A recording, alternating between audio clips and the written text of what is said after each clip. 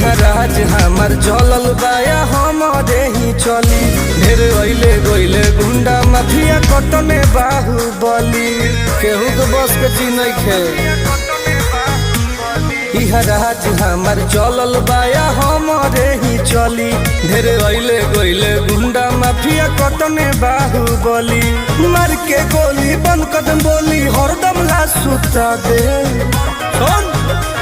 माहौल जवन बदली ओहके दुनिया से उठा दे, माहौल जवन बदली ओहके दुनिया से उठा दे।